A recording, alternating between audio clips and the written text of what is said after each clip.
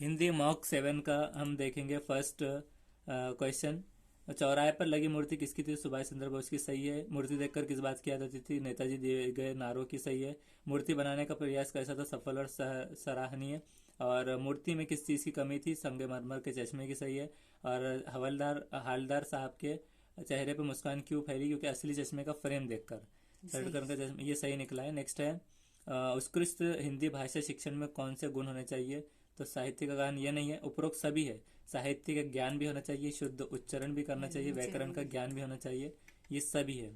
Next है मोहन पिटरी विधि का नामकरण किसके नाम पर किया गया था? तो मदन मोहन मालदीव है, राजा राम मोहन राय नहीं है, मदन मोहन मालदीव। MMM इससे याद रखना है, ट्रिपल M, मोहन पिटारी विधि। नेक्स्ट है फोर्थ, परस्पर बातचीत मुख्यतः किसमें है? सुनने बोलने की कौशल्यों के विकास में सहायक है। उसके बाद यहाँ पर मौन, मैंने चाट खाई और फिर मैंने हंसी, तो ये भाषा की समझना होना, ये नहीं। व्याकरण व्याकरणिक नियमों की जानकारी होना, क्योंकि भाषा की समझ इसलिए ना होना, इसलिए नहीं है क्योंकि वो बोल तो रही है ना हिंदी में इंग्लिश में जो भी है, तो इसलिए भाषा की इसको समझ है। लेकिन वैकरणिक वैकरणिक नियमों की जानकारी ना होना कि कौन सी चीज़ कैसे बोलना चाहिए उसकी। नेक्स्ट है फिफ्थ सिक्स के एक बहुभाषिक कक्षा में बच्चों की गृह भाषा का प्रयोग को सीमित नहीं, सम्मान देना चाहिए उन्हें। सीमित नहीं करना है, बहुभाषिक कक्षा में बच्चों की गृह भाषा के प्रयोग को मतलब उनकी मदर टंग को सम्मान देना चाहिए, कि अगर वो हिंदी बोलता है उर्दू, उसका मजाक नहीं उड़ाना है, और सीमित भी नहीं करना है, सम्मान करना चाहिए। नेक्स्ट है सुहेल को पढ़ने में कठिनाई होती है लेकिन उसको अवबोधन पक्ष बेहतर है, तो ये डिसलेक्सिया सही है, इसका राइट आंसर है। नेक्स्ट है इसमें से क्या औपचारिक भाषा शिक्षण हेतु एक समस्या नहीं है? तो सभी नहीं, सिर्फ अनुपम का पाठ्य पुस्तक को परवाहपूर्ण तरीके से पढ़ना, ये समस्या नहीं है। बाकी रमा की कक्षा में शिक्षिकार्यन के दौरान ध्यानपूर्वक ना सुनना, ये समस्या हो रही है कि उस ध्यान से नहीं सुन रही। राजन का पढ़ते समय वर्तनी संबंधी अशुद्धियों का प्रयोग करना, तो ये समस्या है। लेकिन अनुपम का पाठ्य पुस्तक को प्रवाहपूर्ण तरीके से पढ़ना, ये कोई समस्या नहीं है। नेक्स्ट नाइन्थ, यहाँ पर राष्ट्रीय भाषा क्या कहलाती है? तो ये सरकारी नहीं है, बहुसंख्यक देशवासियों द्वारा प्रयोग की जाने वाली भाषा। तो मतलब जो ज़्यादा जहाँ पर लोग रहेंगे उसके ज़्यादा, उनकी वजह से जो चुनेंगे वो देशवासियों की प्रयोग की जाने वाली भाषा, उनकी संख्या के हिसाब से वो कहलाएंगी राष्ट्रीय भाषा। टेंथ है आकलन से हमें क्या पता चलता है? कि भाषा सीखने और सिखाने की प्रक्रिया का अंग है, ये सही बात है। नेक्स्ट है 11th, गृह कार्य के बारे में कौन सा कथन सत्य है? कि बच्चों की क्षमताओं तथा उनके स्तर के अनुसार उनको होमवर्क देना चाहिए, सही है।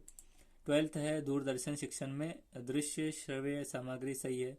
नेक्स्ट है जो बच्चे विशेष रूप से पढ़ने में कठिनाई महसूस करते हैं वो डिसलेक्सिया से ग्रस्त होते हैं, ये भी सही है, एब्सोल्युटली करेक्ट। नेक्स्ट है निम्नलिखित में से कौन सा शब्द अत्यधिक का समानार्थी है? तो प्रचुर, एब्सोल्युटली राइट, प्रचुर सही है। नेक्स्ट है उच्च प्राथमिक स्तर पर हिंदी भाषा शिक्षण के लिए क्या अपेक्षित नहीं है? तो ये पहला स्वाध्यायशीलता का विकास नहीं है, सुनकर शब्दश दोहराने की क्षमता का विकास, ये सही है। उसके बाद है 16th, निम्नलिखित में से रचनात्मक शिक्षण की विधि कौन सी नहीं है? तो भाषा संसर्ग विधि नहीं है, कला नियम विधि नहीं, भाषा संसर्ग विधि। ये कला है, आदर्श है, व्याख्या विधि है, लेकिन जो विधि नहीं है वो भाषा संसर्ग विधि नहीं है। उसके बाद है 17th, सत्य बहद्य मूल्यांकन पद्धति के अंतर्गत भाषा शिक्षण हेतु किसके प्रयोग समीचीन एवं तर्क संगत है? तो सभी है, चार्ट मॉडल चित्रांकन, सही है। उसके बाद है कौन सी भाषा विकार नहीं है? बड़बड़ाना एक कोई बीमारी नहीं है, डिसलेक्सिया डिस्ग्राफिया हकलाना है। उसके बाद 19th, भाषा हमारे विचार प्रयोग को व्यवस्थित करती है, सामाजिक व्यवहार नहीं है, तो ये विचार प्रक्रिया सही है, कि विचार प्रक्रिया को व्यवस्थित करती है भाषी, सही है। नेक्स्ट है 20, मौखिक अभिव्यक्ति में बोधगम्यता बनाए रखने के लिए निम्नलिखित में से कौन से किस पर सर्वाधिक ध्यान देना आवश्यक है? तो सर्वाधिक ध्यान विराम चिन्हों के उचित प्रयोग से अभिव्यक्ति में समयक गति। सर्वनाम भाषा का नहीं है, आवश्यक यह है कि विराम चिन्हों के उचित प्रयोग से अभिव्यक्ति सम्यक गति। उसके बाद है 21, उच्च प्राथमिक स्तर पर बच्चों की हिंदी भाषा की क्षमता के आकलन में प्रकार्य पक्ष पर बल देने का आशय क्या है, तो भाषा प्रयोग पर बल देना ही सही है। उसके बाद है 22, आगमनात्मक विधि का एक फायदा कौन सा है, तो सभी है, सिद्धांत पर आधारित है, सामान्यकरण के लिए उदाहरण से चलना है और व्याकरण में विशेष धारणा के बीच के अंतर को समझने के लिए छात्रों की मदद करते हैं। उसके बाद 23, सिखाने का स्थानांतर क्या कहलाता है, कि सीखी गई क्रिया का अन्य परिस्थिति में प्रयोग।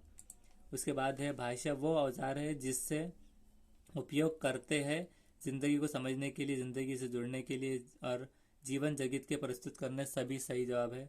उसके बाद है 25 जो गलत है, मुहावरे लोकोक्तियों का प्रयोग। ये गलत है कि दूसरों को प्रभावित करने के लिए।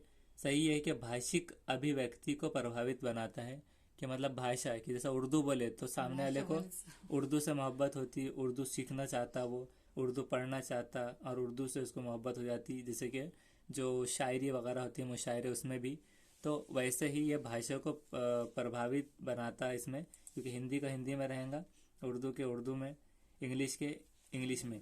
इस वजह से हिंदी शिक्षण की दृष्टि से निम्न में से कौन सी पद्धति छोटी कक्षाओं की अपेक्षा बड़ी कक्षाओं के लिए अधिक उपयोगी है, तो प्रोजेक्ट पद्धति सही है। ये सारे सही है। और नेक्स्ट वीडियो में हम इसका नेक्स्ट सेशन देखेंगे। Thank you.